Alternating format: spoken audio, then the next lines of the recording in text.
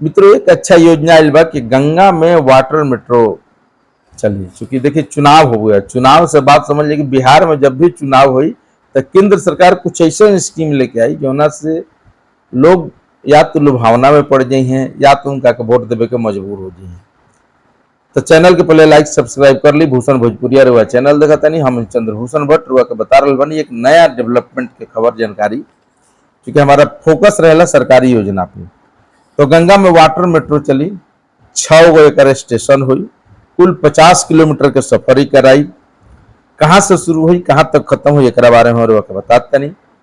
पहलेजा घाट, दिया घाट से पहले बा पहलेजा घाट नासरीगंज के पास में। पहलेजा घाट से शुरू हुई, पहलेजा घाट आ जाए सीधा बिदुपुर तक, जो अभी बिदुपुर 4 लेन के 6 लेन के माननीय मुख्यमंत्री शिलान्यास किलान। पहलेजा घाट से शुरू हुई, दीघा घाट, एनआईटी घाट, गाय घाट, कंगन घाट, लास्ट बिदुपुर, हरिहरनाथ मंदिर, कोनहारा घाट, इस सब कुछ के टच करत आई। पहलेजा घाट से दीघा घाट की दूरी बा 10 किलोमीटर लगभग। दीघा घाट से एनआईटी घाट के 6 किलोमीटर बा।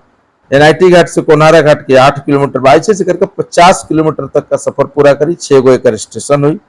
अच्छा खबर बा, 100 यात्री की क्षमता बढ़ी, 50 यात्री बैठे के बाद 50 यात्री खड़ा रहे के में क्षमता बा। उजन मेट्रो ये वाटर मेट्रो ट्रेन हुई, वाटर में मेट्रो चली। देखिए कितना नया स्कीम बा, कितना लोक लुभावना स्कीम बा, लेकिन वाकई में सच्चाई बढ़ुए चले तो बिहार खातिर एगो नया बा। गंगा के तो इतना लंबा पार्ट बा बिहार में कि ओकर फायदा मिली।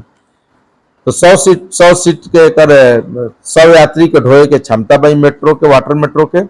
20 से 40 रुपया तक किराया हुई। मान के चलिए 40 रुपया बैठे वाला के, 20 रुपया खड़ा हुआ के वाला के, जो भी होके फुली एसी रही, कई तरीके से कोई कमी ना हुई।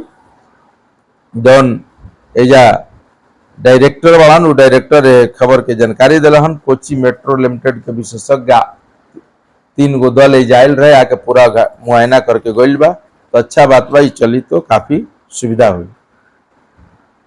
चैनल का लाइक सब्सक्राइब कर ली, नया नया जानकारी सुनत रही, हमरा से जानल रुआ बहुत जरूरी बा।